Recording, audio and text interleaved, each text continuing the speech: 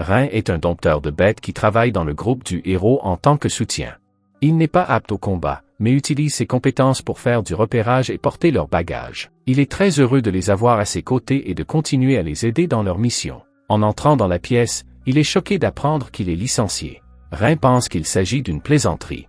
Mais Ario, le héros, a clairement fait comprendre qu'il n'avait pas besoin d'un fardeau comme lui dans son groupe. Et comme Ario, Argus, Léane et Mina sont eux aussi très sérieux. Ils en ont assez de son inutilité et de son manque de valeur. Rein est en état de choc et n'arrive pas à croire que c'est réel. Il demande la raison pour laquelle il le renvoie. Léane rit et lui dit de ne pas être aussi stupide.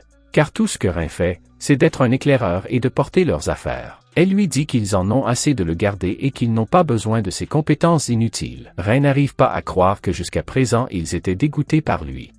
En partant, ils rient tous et poussent un soupir de soulagement. Rein, assis à l'ombre d'un arbre, est encore en train de digérer ce qui vient de se passer. Après tous les moments qu'ils ont partagés, il est dévasté de savoir qu'ils n'ont fait que semblant. Quelques enfants viennent demander à Rein de leur montrer ses talents de dompteur, comme il en a l'habitude. Rein apprivoise un faucon et lui fait faire quelques figures. Les enfants sont stupéfaits. Ils disent à Rein qu'ils veulent aussi devenir dompteurs de bêtes comme lui. Rein est surpris de l'entendre car il pensait que tout le monde voulait être un héros. Les enfants n'aiment pas le héros parce qu'il est toujours grossier avec eux. Rein décide qu'il veut être un aventurier et voyager dans différents endroits sans aucune restriction. Il se rend à la guilde des aventuriers. Nathalie, la réceptionniste, explique à Rein les différents rangs de la mission confiée aux aventuriers. Ils vont de F à S, le S étant le plus difficile. Elle est choquée d'apprendre qu'il est dompteur de bêtes. Elle s'inquiète et lui dit de prendre soin de lui, et que pour prouver ses compétences, chaque aventurier débutant doit effectuer une épreuve. C'est pour s'assurer que la guilde n'enregistre pas d'aventuriers non qualifiés. Rein le comprend et se rend à son épreuve. C'est une épreuve de rang F. Il doit tuer 10 gobelins et collecter 20 herbes médicinales. Après avoir tué 10 gobelins, Rein entend une fille crier. Il s'y rend et est choqué de voir un monstre de rang D, tigre tueur, attaquer une fille. Bien que le monstre soit trop fort pour lui, Rein l'attaque quand même. Alors que le tigre tueur s'en prend à Rein, il dit à la fille de s'enfuir.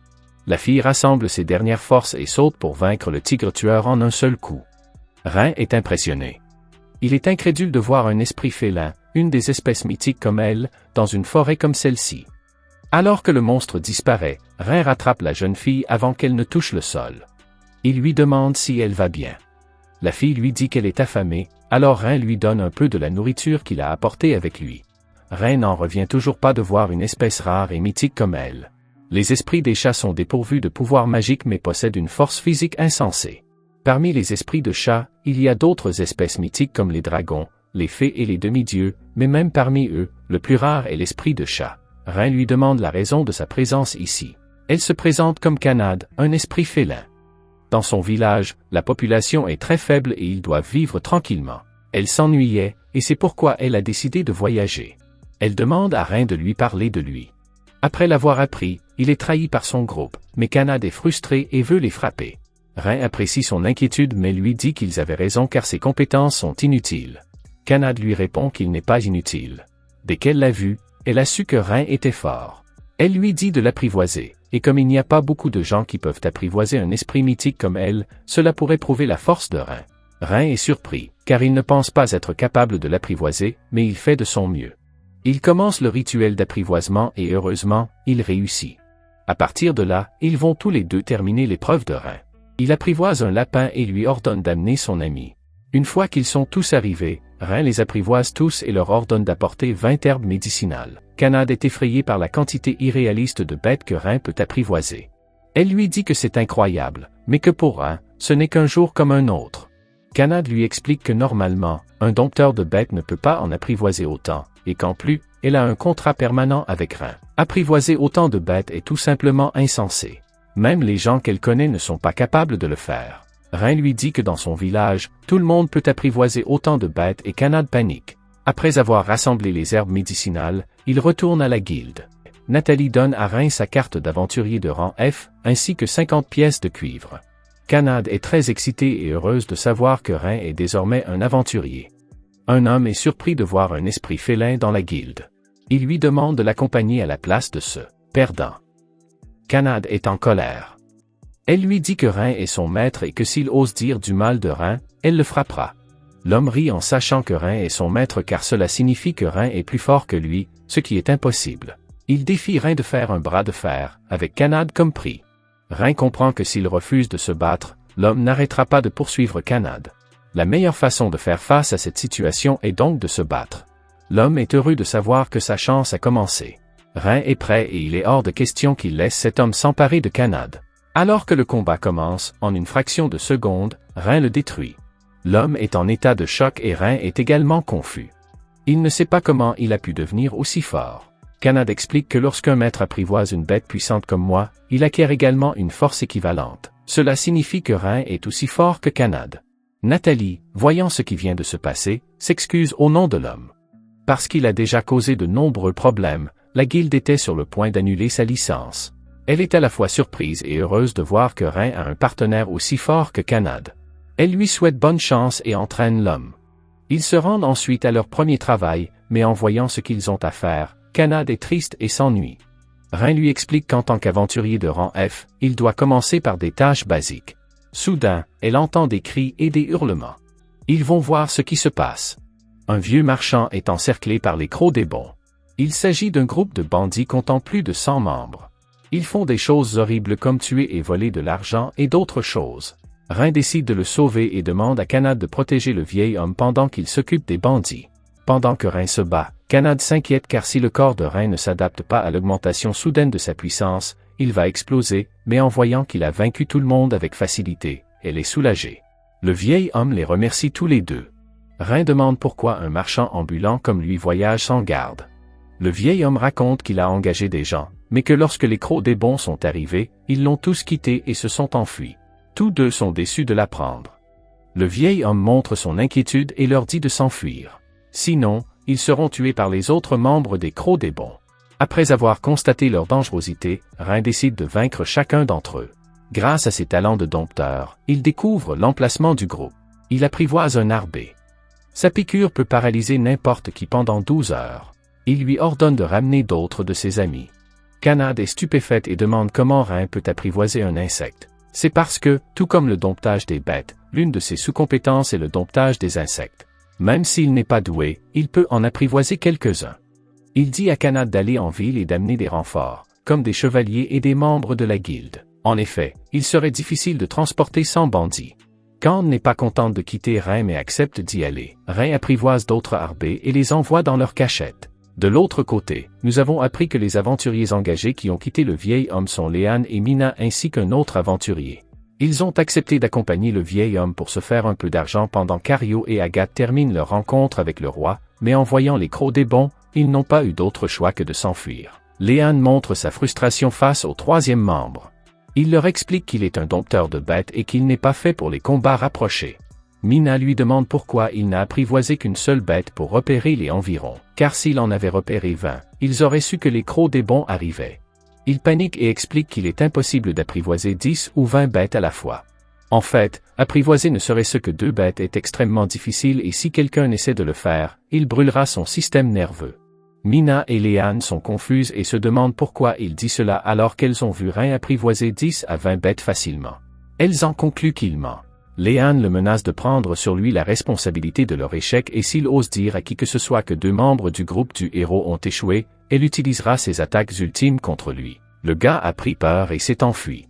À l'intérieur de la cachette, Rein a réussi à immobiliser tout le monde et les membres de la guilde sont venus l'aider. Ils sont stupéfaits de voir Rein vaincre les crocs des bons tout seul. Rein demande pourquoi les chevaliers ne sont pas venus. L'un des membres de la guilde explique que les chevaliers ne s'occupent pas des bandits de bas niveau. Soudain, un énorme bruit retentit dans la cage. 3 rois lézards capturés par les bandits s'échappent et se déchaînent. Ce sont des monstres de rang C. Rein n'est pas très confiant, mais lorsqu'il sait que Kanad est à ses côtés, il prend confiance. Ensemble, ils vainquent les rois lézards. Lorsqu'ils retournent à la guilde, ils apprennent qu'ils ont vaincu les bonites. Nathalie a promu Rein au rang E, et lui a donné plusieurs pièces d'argent en guise de récompense. Ils se rendent dans une auberge pour y séjourner, mais malheureusement, l'auberge n'a qu'une seule chambre de libre. Toutes les autres auberges étant fermées, ils sont contraints de vivre dans une seule chambre. Rein est gêné et décide de camper. Kanad l'arrête et lui demande pourquoi. Il lui répond qu'il est un homme et que vivre avec une fille le met mal à l'aise. Kanad lui répond que cela ne la dérange pas de dormir dans la même chambre.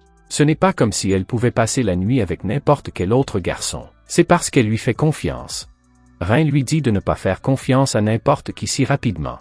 Kanad raconte que lorsqu'elle voyageait, tous la voulaient pour qu'elle les aide à monter en grade, mais quand elle a rencontré Rein, il n'était pas comme eux. Elle a senti à quel point il était gentil et bon. Après de nombreuses persuasions, Rein finit par accepter. Le lendemain, Nathalie leur propose un travail. Un sinistre criminel s'en prend à tous ceux qui traversent le pont Stridge. Heureusement, personne n'est mort, mais ce problème doit être résolu rapidement car le pont est le seul moyen de voyager du continent central au continent méridional. Nathalie demande à Rein d'accepter ce travail et la récompense est de 5 pièces d'or. Dès que Rein entend le montant, il accepte. Avant d'arriver au pont, Rein tente de se renseigner sur le sinistre criminel, mais apparemment, personne n'a rien révélé. Ils arrivent au pont. Tous deux sont choqués de voir un dragon rouge voler au-dessus d'eux. En atterrissant, le dragon se transforme en fille. Elle se présente comme Tanya, une dragonade. Tout comme les esprits félins, les dragonoïdes font partie des espèces mythiques et leur but est de trouver et de combattre des personnes plus fortes. Elle les met au défi de se battre, sinon elle ne quittera pas ce pont. Sachant que Kanad est aussi une espèce mythique, Rein est confiant. Tanya attaque Rein, heureusement, il parvient à la bloquer. Tanya est impressionnée car jusqu'à présent, sa première attaque était suffisante pour battre n'importe qui. Elle recule et crache du feu. Heureusement, juste à temps, ils parviennent tous deux à l'éviter. Cependant, la queue de Kanad a brûlé. Elle est très triste de voir sa jolie queue dans cet état. Furieuse, Kanad attaque Tanya de toutes ses forces. À la recherche d'une ouverture, Rein attaque. Cependant, Tanya les bloque tous les deux. Elle les projette dans le ciel et crache à nouveau du feu. Heureusement, ils parviennent tous deux à l'éviter. Voyant que c'est plus difficile que prévu, Rein élabore un plan. Il demande à Kanad de lui faire gagner du temps et pendant qu'ils se battent, Rein apprivoise un oiseau et lui ordonne d'amener d'autres de ses amis. Après leur arrivée, il leur ordonne d'attaquer. Tanya est déçue d'apprendre que c'est le plan que Rein préparait. Au lieu de la blesser, ils ne font que l'irriter. Soudain, elle s'effondre et Tanya en demande la raison. Rein explique que ces oiseaux sont appelés pitots. Ils sont connus pour leur poison et avec autant de pitots, c'était suffisant pour paralyser même un dragonal.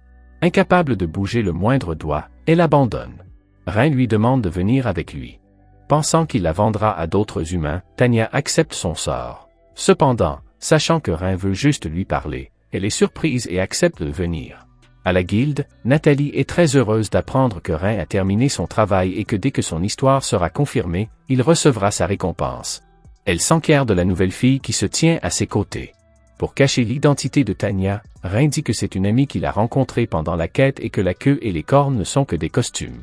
Avant que Tanya ne révèle son identité, Rein lui couvre la bouche et s'en va. En ville, Tanya défie tout ce qu'elle sent fort.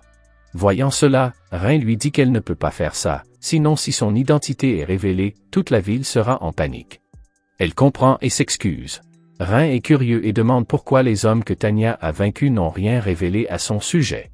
Ce n'est pas comme si elle les avait menacés, mais c'est seulement parce qu'ils ne veulent pas dire qu'ils ont perdu contre une fille. Rein lui dit de voler aussi loin qu'elle le peut et de ne plus jamais causer de problèmes comme ceux-là. Tanya promet de ne plus jamais causer d'ennui, mais au lieu de s'envoler, elle décide de les accompagner. Ainsi, elle pourra s'entraîner avec ceux qui l'ont vaincue. Rein ne voit pas d'inconvénient à l'inviter, mais demande l'avis de Kanad. Kanad est jalouse mais sait que Tanya n'est pas une mauvaise personne, alors elle accepte. Tanya demande à Rein de l'apprivoiser également. Rein commence le rituel d'apprivoisement et c'est un succès. Une fois le rituel terminé, Tanya se sent un peu bizarre mais en même temps heureuse. Si vous voulez une suite à cet anime, abonnez-vous, laissez un like et un commentaire pour aider la chaîne à grandir. Merci d'avoir regardé cette vidéo.